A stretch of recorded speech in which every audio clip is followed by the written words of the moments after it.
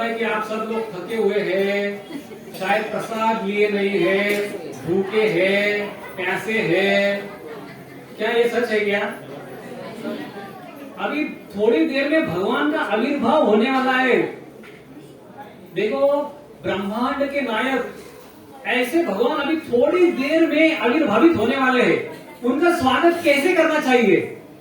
कृष्ण जी का नाम है, गोकुल जी का नाम है, ऐसे श्री भगवान को मेरा मस्त नाम है।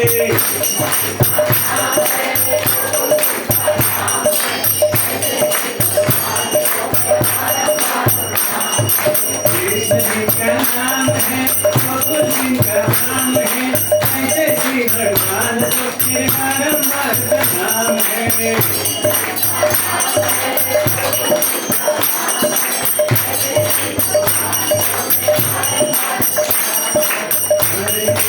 हरे कृष्णा कृष्णा कृष्णा हरे हरे, हरे राम राम राम हरे हरे। हरे कृष्णा कृष्णा कृष्णा हरे हरे, हरे राम राम हरे हरे। हरे कृष्णा कृष्णा कृष्णा हरे हरे, हरे राम राम हरे हरे। हरे कृष्णा कृष्णा कृष्णा हरे हरे, हरे राम राम हरे हरे। हरे कृष्णा कृष्णा कृष्णा हरे हरे, हरे राम राम हरे हरे। हरे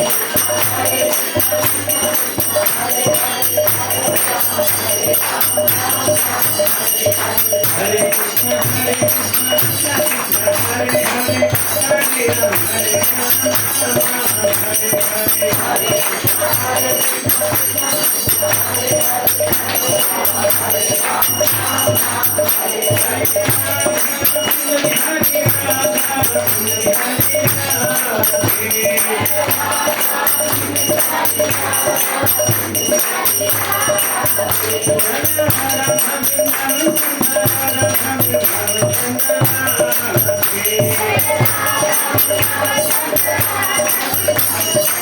हरे राम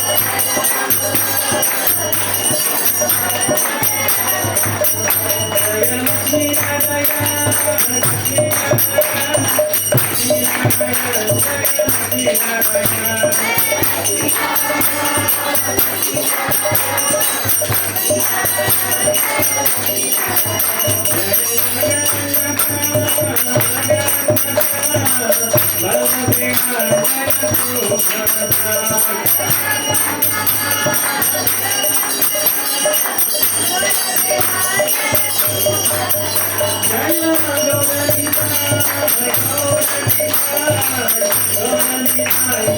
हरे।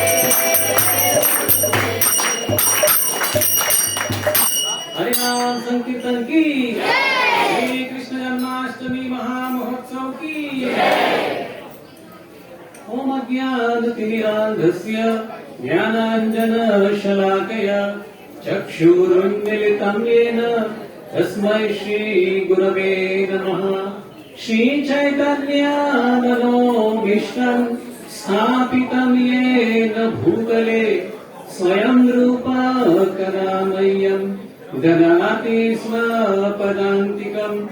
वन्देऽहं श्रीगुरो श्रीयुतापदकमलं श्रीगुरून् वैष्णवांश्च श्रीरूपां साग्रजातां सहगना रघुनाथान्वितं तं सजीवं साद्वैतं सावधूतं परिजनसहितं कृष्ण चैतन्य देवं श्रीराधा कृष्ण पदान् सहगणा ललिता श्री विशाखान्वितांच नमामि विष्णुपादाय कृष्णप्रेष्ठाय भूतले श्रीमते भक्तिवेदांत स्वामीनिति नामिने नमस्ते सारस्वते देवे गौरवाणी प्रचारिणे निर्विशेष शून्यवादी पाश्चात्य देशतारिणे नमो महावदन्याय कृष्ण प्रेम प्रदायते कृष्णाय कृष्ण चैतन्य नामिने गौरत्विषे नमः। हे कृष्ण करुणा सिंधु दीनबंधु जगत्पते गोपेश गोपिका कांत राधा कांत नमस्तुते तप्त कांचन गौरांगी राधे वृंदावनेश्वरी वृषभानुसुते देवी प्रणमामि हरिप्रिये वाञ्छाकल्पतरुभ्यश्च कृपा सिन्धुभ्यैव च पतितानां पावनेभ्यो वैष्णवेभ्यो नमो नमः। जय श्री कृष्ण चैतन्य प्रभु नित्यानंद श्री अद्वैत गदाधर श्रीवासादि गौर भक्त वृंद हरे कृष्णा कृष्णा कृष्णा हरे हरे हरे राम राम राम हरे हरे हरे कृष्णा कृष्णा कृष्णा हरे हरे हरे राम राम राम हरे हरे हरे कृष्णा कृष्णा कृष्णा हरे हरे हरे राम राम राम हरे हरे।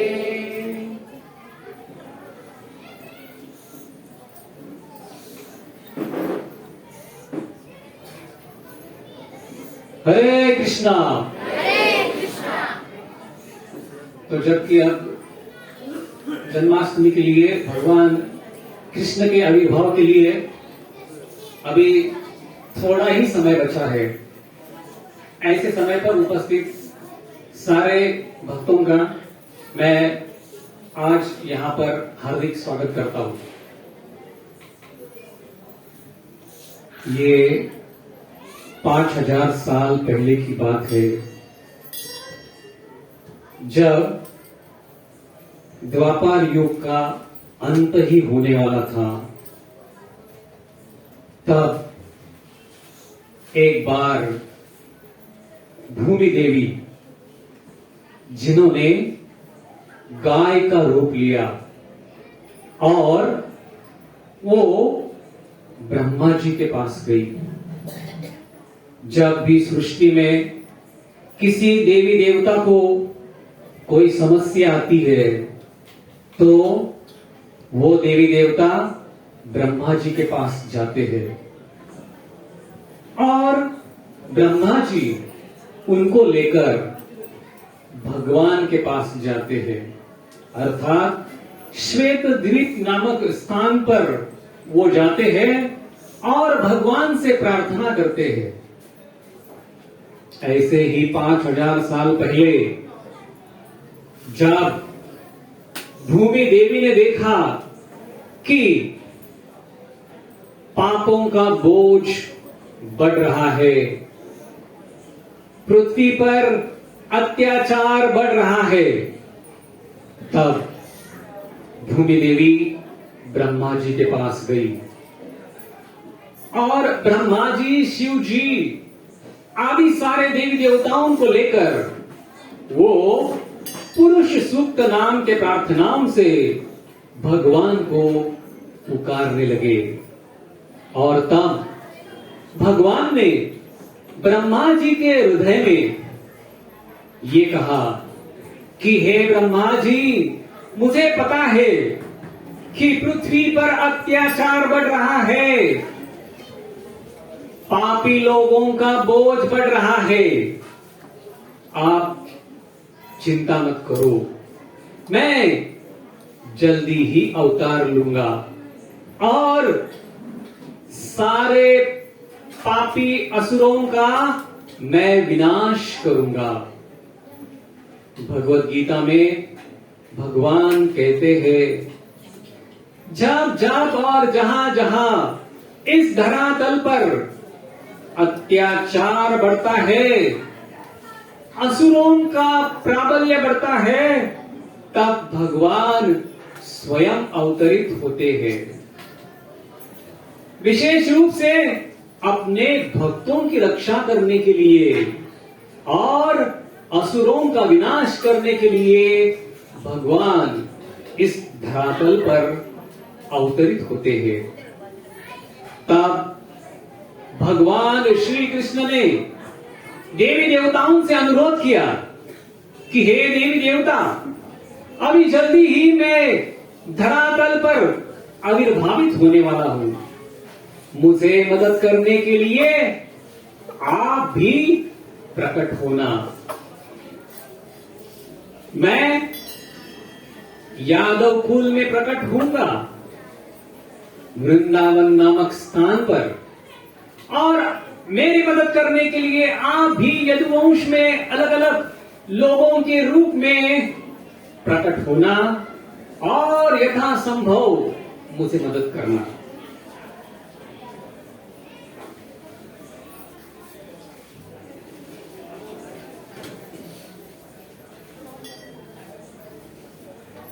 और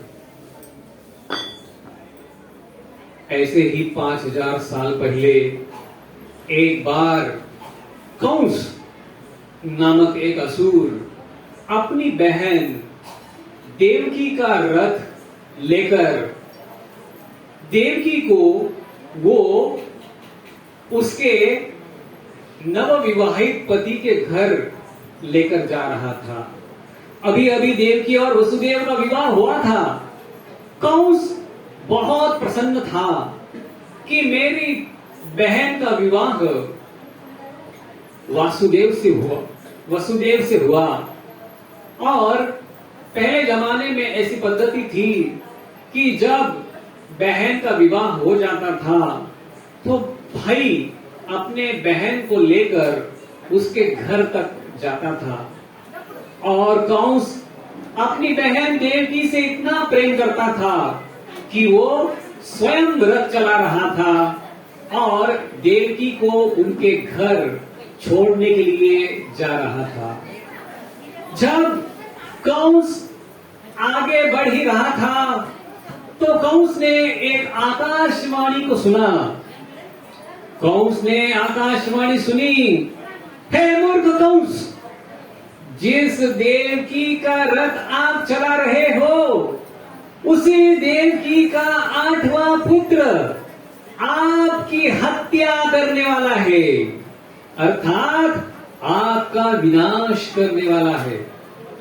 जैसे ही कंस ने सुना कि मेरी बहन का 8वां पुत्र मेरी हत्या करेगा, वो कंस जिसने अपने हाथ में अब रथ की रस्सियां लेकर रखी थी, अभी उसने रस्सियां छोड़ दी और अपने हाथों में कंस ने तलवार ले ली और उस तलवार से वो देवकी को मारने ही वाला था।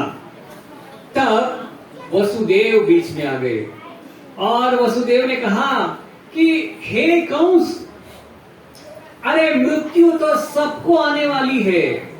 इस भौतिक जगत में ऐसा कोई व्यक्ति नहीं है जिसको कभी मृत्यु का सामना नहीं करना पड़ेगा। हर एक व्यक्ति को एक दिन मरना ही है।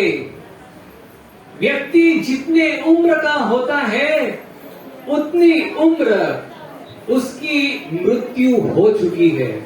इसलिए कंस, आप मृत्यु से क्यों डरते हो? कंस ने ये सुना, लेकिन फिर भी वो देवकी की हत्या करना ही चाहता था।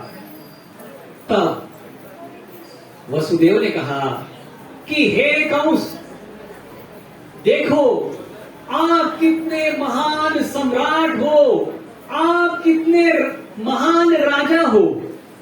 अगर आप अपने ही बहन की हत्या करते हो, आप अपने ही बहन को मारते हो, तो सारे जगत में आपका नाम बुरा हो जाएगा। लोग क्या कहेंगे कि अरे कंस, देखो जिसने अपने बहन की हत्या की, अपने बहन का हत्यारा है ये। आपने जितना भी नाम कमाया है, ये नाम सब मिट्टी में मिल जाएगा। फिर भी कंस ने नहीं सुनी। और तब वसुदेव ने कहा, हे कंस, आपको देवकी के 8वें पुत्र से डर है। मैं आपको वचन देता हूं कि देवकी का हर एक पुत्र मैं आपके पास लाकर दूंगा। आप जो करना चाहते हो आप कीजिए। कंस ये अच्छी तरह से जानता था कि वसुदेव कभी झूठ नहीं बोलता। वसुदेव ने जो भी वचन दिया है, वसुदेव इस वचन को किसी भी हालत में निभाएगा। इसलिए कंस ने अब वो जो तलवार निकाली थी उसको वापस रख दिया। अब 1 साल हो गया। देवकी और वसुदेव को पहला पुत्र प्राप्त हो गया, जिसका नाम उन्होंने रखा कीर्तिमान।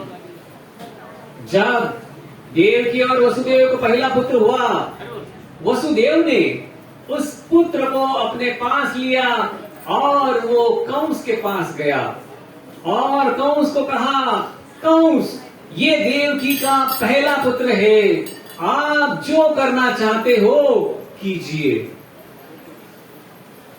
कंस ने कहा, अरे वसुदेव, मुझे तो देवकी के 8वें पुत्र से डर है, ये पहले पुत्र से मुझे कोई डर नहीं है। आप इस पहले पुत्र को वापस लेकर जाइए। वसुदेव बहुत खुश हुआ। पहले पुत्र को लेकर वो वापस देवकी के पास आया और उसी समय नारद मुनि वहां पर आए। नारद मुनि ने देखा कि अरे कंस ने पहले पुत्र को छोड़ दिया। नारद मुनि चाहते थे कि भगवान का प्राकट्य जल्दी हो जाए, इसलिए नारद मुनि कंस के पास चले गए। नारद मुनि के पास एक कमल का फूल था। नारद मुनि कंस के पास गए और कंस को पूछने लगे, हे कंस, मुझे बताओ कि इस कमल के फूल की पहली पंखुड़ी कौन सी है और 8वीं पंखुड़ी कौन सी है? तो कंस भ्रमित हो गया। उसने कहा कि इसमें से कौन सी भी पंखुड़ी पहली हो सकती है और कौन सी भी पंखुड़ी 8वीं हो सकती है? तो नारद मुनि ने कहा, तो फिर देवकी और वसुदेव का पहला पुत्र कौन सा और 8वां पुत्र कौन सा आप कैसे जान सकते हो? अर्थात कौन सा भी पुत्र 8वां हो सकता है? कंस सावधान रहिए। और तब कंस का दिमाग जो है ये घूमने लगा और कंस अब भागते भागते देवकी और वसुदेव के पास आया। उसने कीर्तिमान को छीन लिया और अपने हाथ में पकड़कर उसको गोल गोल घुमाया और नीचे पटक दिया और इस तरह से देवकी और वसुदेव के पहले पुत्र की मृत्यु हो गई। और ऐसा एक बार नहीं, दूसरी बार, तीसरी बार, चौथी बार, पांचवी बार और छठी बार, 6 बार इसी तरह से कंस ने देवकी और वसुदेव के एक एक पुत्र को अपने हाथ में लेकर उनको घुमा घुमा कर उनको जमीन पर पटक दिया और इस तरह से 6 पुत्रों की हत्या हो गई। अब जब देवकी 7वें पुत्र के रूप में गर्भवती थी तो भगवान ने योग माया को बुलाया और कहा कि देखो, ये जो गर्भ देवकी के गर्भ में है, इसे आप स्थानांतरित कीजिए, इसे रोहिणी के गर्भ में आप भेज दीजिए और 8वें पुत्र के रूप में मैं स्वयं प्रकट हो जाऊंगा। तब आप गोकुल में नंद और यशोदा के घर में प्रकट हो जाना और इस तरह से आप मुझे मदद करोगी और सारे विश्व में आप मेरी अनुजा या छोटी बहन के रूप में प्रसिद्ध हो जाओगी। इस तरह से जब भगवान ने योग माया को ये कहा तो योग माया प्रकट हुई। देवकी के गर्भ में, देवकी के पेट में जो गर्भ था ये अब 7 महीने का हो गया था। योग माया ने उस गर्भ को देवकी के गर्भ से स्थानांतरित किया रोहिणी के गर्भ में, जो रोहिणी अब गोकुल में थी। और पहले तो देवकी को ऐसा लगा कि मेरा गर्भपात हो गया, मेरा बच्चा जो है वो पेट से निकल गया। लेकिन कुछ ही दिनों में देवकी को ये एहसास हो गया कि मेरे पेट में अभी भी गर्भ है। और तब सुखदेव गोस्वामी श्रीमद् भागवतम में वर्णन करते हैं कि तब देवकी बहुत सुंदर दिखने लगी, क्योंकि अब देवकी के गर्भ में साक्षात भगवान ने अवतार लिया। और जब देवकी के गर्भ में भगवान प्रकट हो गए तो देवकी बहुत सुंदर लगने लगी।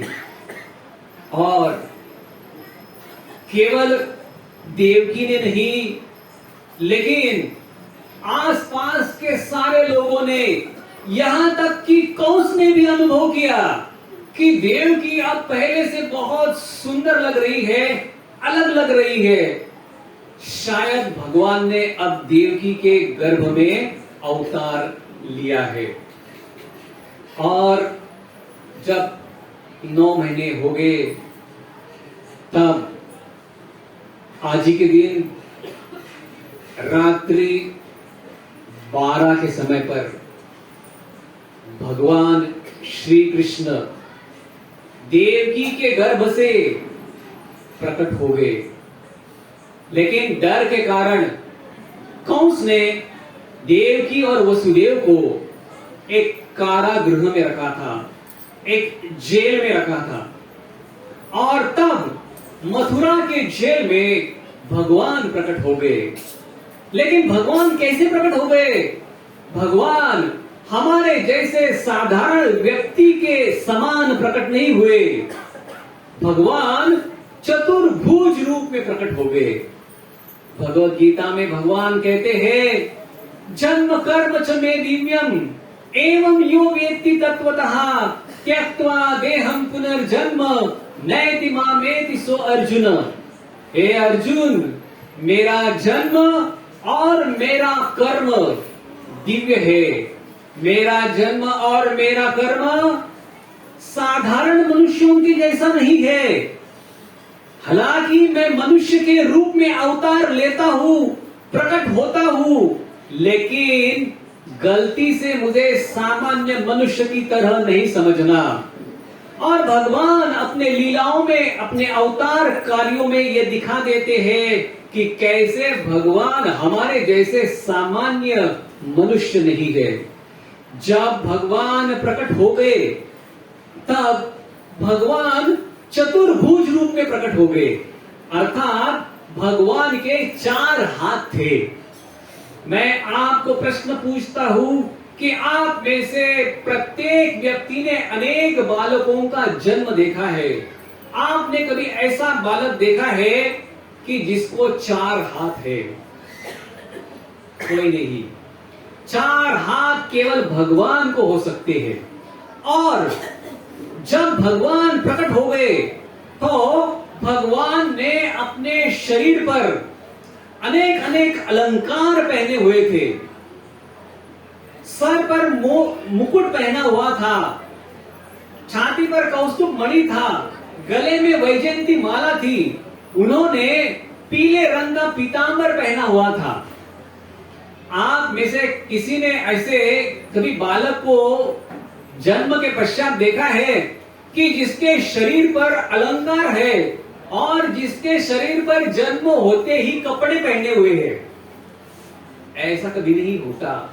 ये केवल भगवान के लिए संभव है। भगवान कोई साधारण व्यक्ति नहीं है। भगवान हमारे जैसे कोई साधारण मनुष्य नहीं है। हमको ऐसा लगता होगा कि भगवान हमारे जैसे है, लेकिन भगवान हमारे जैसे नहीं है। शास्त्र में कहा गया है कि देवकी को जो 6 पुत्र हुए थे, ये 6 पुत्र ये हमारे हृदय में जो 6 असुर होते हैं उनका प्रतीक है। काम, क्रोध, लोभ, मद, मोह और मत्सर। आज हम यहां पर उपस्थित हैं विशेष रूप से इसलिए कि जैसे 5000 साल पहले देवकी और वसुदेव को और जो भी पीड़ित लोग थे वहां पर उनकी रक्षा करने के लिए भगवान आविर्भावित हुए, वैसे आज हम भी चाहते हैं कि भगवान हमारे हृदय में भी प्रकट हो जाए।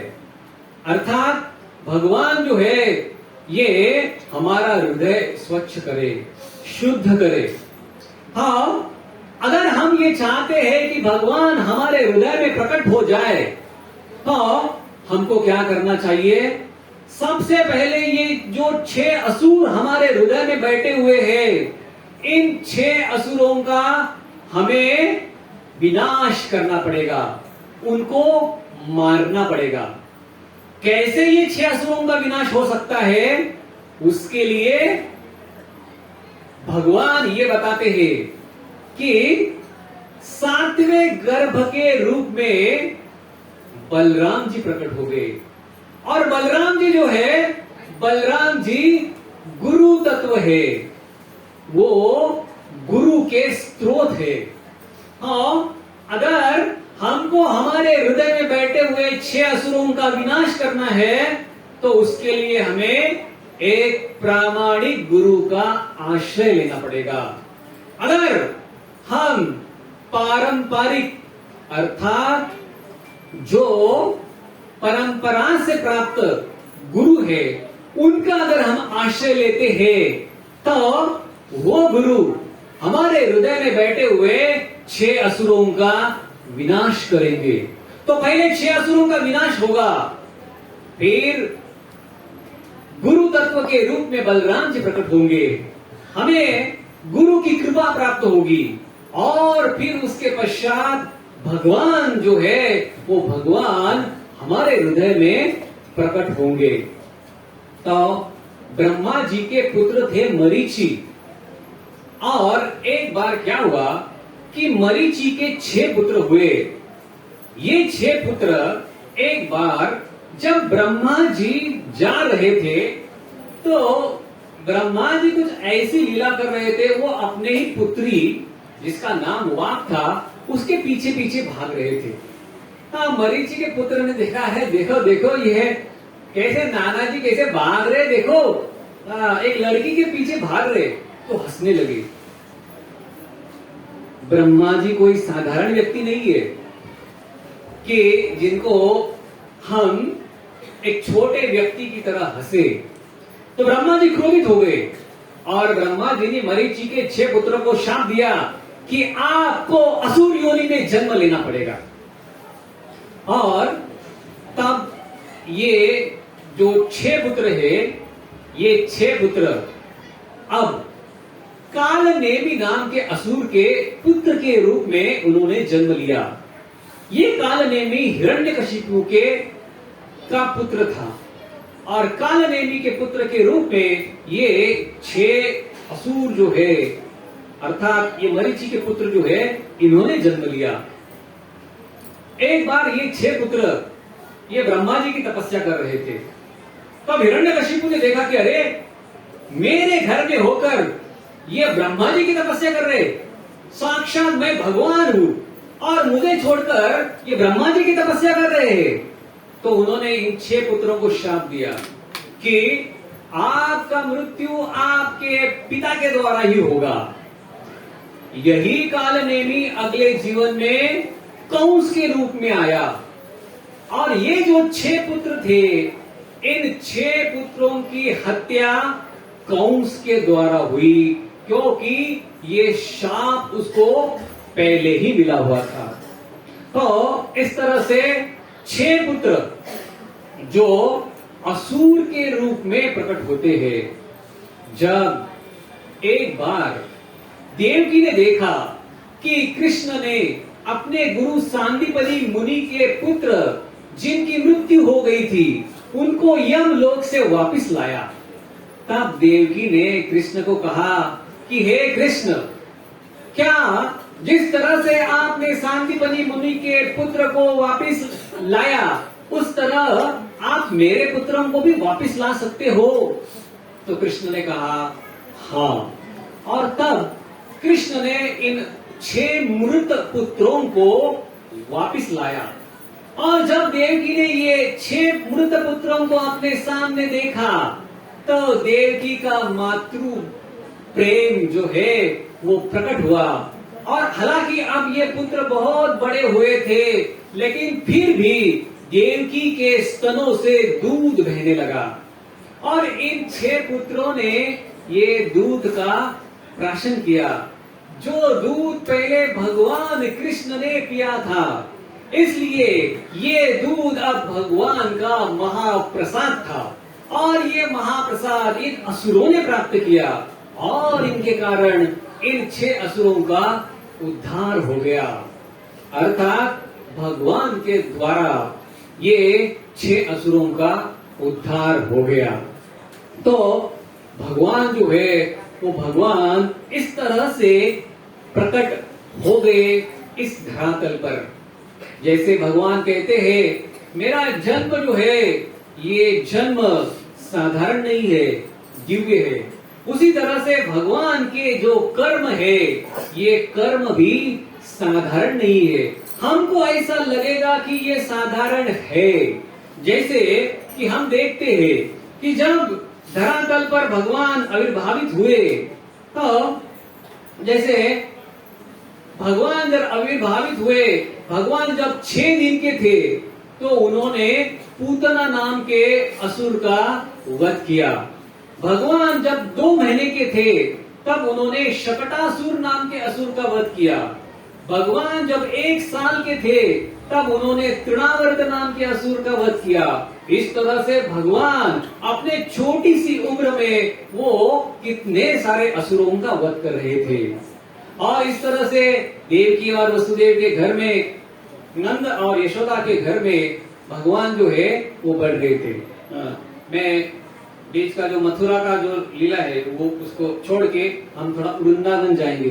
तो जब भगवान वृंदावन में आए, तो हालांकि भगवान बहुत छोटे थे, लेकिन भगवान इस वृंदावन में ऐसी ऐसी दिव्य लीलाएं कर रहे थे। जैसे हम देखते हैं कि छोटे बच्चे जो है, ये छोटे बच्चे जब बोलने के लिए सीखते हैं, तो जैसे म म म म म म बोलते हैं, तो बाकी के लोग क्या बोलते हैं, देखो म म म, ये ना, ये क्या बोल रहा है, देखो ये मम्मी मम्मी बोल रहा है। बच्चा म म बोलता है और लोग बोलते हैं मम्मी मम्मी बोल रहा है। जब यशोदा के घर में इस तरह से कृष्ण म म म म म बोल रहे थे, तो यशोदा मैया सारे गोपियों को कहती थी, देखो देखो देखो मेरा कान्हा, देखो कैसा मैया मैया बोल रहा है। और इस तरह से सारी गोपियां और यशोदा बहुत खुश हो जाती थी। जब कृष्ण अब थोड़े बढ़ने लगे तो कृष्ण, जैसे छोटे बच्चे आप जानते हैं, छोटे बच्चे पहले थोड़ा खड़ा रहते हैं, खड़ा रहने के बाद फिर लोग उनको बोलते हैं आगे आओ आगे आओ, एक कदम रखो एक कदम रखो। हाँ, और जब बच्चा आगे आता है तो लोगों को कितना खुशी होती है, अरे देखो देखो हमारा बच्चा चलने लगा। तो भगवान जब एक बार पहली बार खड़े हो गए और नंद और यशोदा उनको कहने लगी कान्हा आगे आओ आगे आओ आगे आओ, और कृष्ण ने जब एक कदम आगे रखा और कृष्ण ने जब दूसरा कदम आगे रखा और इस तरह से जब कृष्ण चलने लगा तो देवकी और वसुदेव जो है वो कितने खुश हो गए, अरे देखो हमारा लाला चलने लगा, देखो हमारा लाला चलने लगा देखो। और सारे गांव को उन्होंने बुलाया और सारे लोग देखने लगे कि अरे देखो कृष्ण कैसे चल रहे कैसे चल रहे। वो भगवान जो सारे सृष्टि को अपने इच्छा के अनुसार चला रहे हैं, जब देवकी और वसुदेव नंद और यशोदा के घर में वो एक एक कदम चल रहे थे तो देवकी और यशोदा कितनी खुश हो गई, कितनी प्रसन्न हो गई। जैसे छोटे बच्चे हम जानते कि छोटे बच्चे होते हैं तो छोटे बच्चों को हम पूछते कि बोलो बोलो आपकी आंखें किधर है, फिर वो दिखाता है ये मेरी आंखें, तो कितना खुश होता है, अरे देखो देखो अरे देखो इसको ये जानता है आंखें किधर है, आपका मुंह किधर है, तो दिखाता है ये मेरा मुंह है, अरे देखो इसको पता है मुंह किधर है, हाँ, आपके कान किधर है, ये मेरा कान है। तो लोग कितने खुश होते हैं कि अरे हमारा बच्चा देखो कैसे जानने लगा कान किधर है, नाक किधर है, आंखें किधर है। जब गोकुल में इस तरह से नंद और यशोदा कृष्ण को कान्हा को पूछते थे, कान्हा बताओ तेरी आंखें किधर है, और कृष्ण बताता मैया ये मेरी आंखें है, मैया ये मेरे कान है, मैया ये मेरा नाक है। और जब इस तरह से यशोदा और नंद महाराज सुनते थे, सारे ग्वाल बाल सुनते थे तो कितने खुश होते थे, अरे देखो देखो हमारा लाला कितना बुद्धिमान हो गया। ब्रह्मा जी को भी जिनके द्वारा बुद्धि प्राप्त होती है, ऐसे भगवान जब अपने आंख कान नाक बताते हैं तो यशोदा मैया जो है वो कितनी खुश होती है।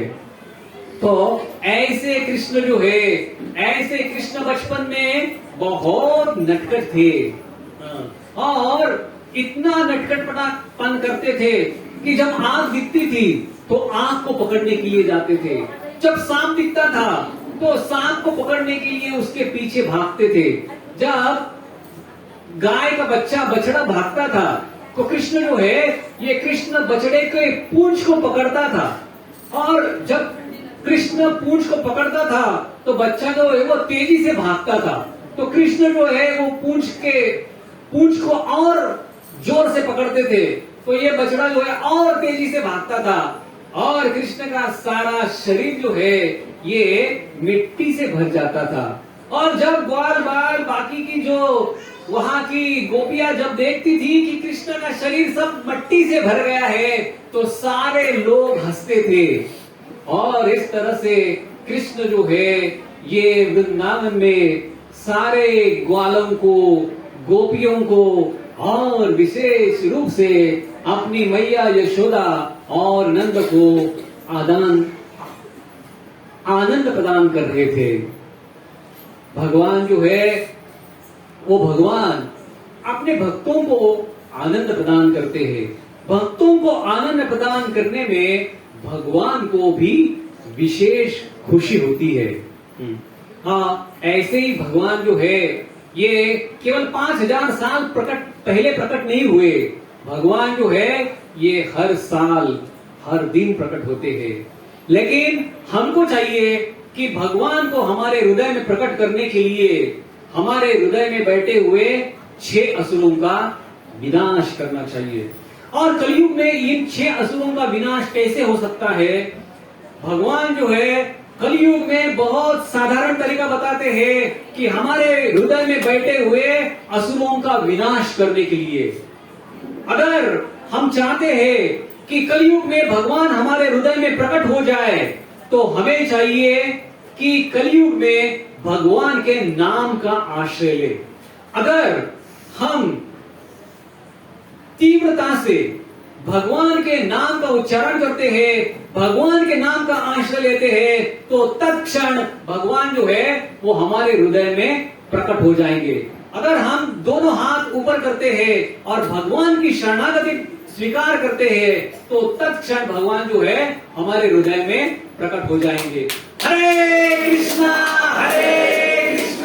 कृष्णा कृष्णा हरे हरे, हरे राम राम राम हरे हरे। और एक बार हरे कृष्णा कृष्णा कृष्णा हरे हरे, हरे राम राम राम हरे हरे। अब थोड़े ही मिनटों में भगवान का आविर्भाव होने वाला है। तो जब किसी का आविर्भाव होता है, बर्थडे होता है, तो उसके लिए उस व्यक्ति को गिफ्ट देनी चाहिए। और भगवान जो है वो भगवान हमसे गिफ्ट मांगते हैं इस कलयुग में भगवान का ही नाम। तो आप में जितनी शक्ति है, आप में जितनी भी शक्ति है, सारे शक्ति को एकत्र करके आज भगवान के चरणों का आश्रय प्राप्त करने के लिए एक बार तीव्रता से भगवान के नाम का उच्चारण कीजिए। हरे कृष्णा कृष्णा कृष्णा हरे हरे, हरे राम राम हरे हरे। आप सबका बहुत बहुत धन्यवाद। अभी थोड़ी देर में भगवान का आविर्भाव होने वाला है। आप सबसे विनती है कि कृपया भगवान के वेलकम के लिए, आविर्भाव के लिए आप तैयार रहिए। हरे कृष्णा। श्री कृष्ण जन्माष्टमी महामहोत्सव की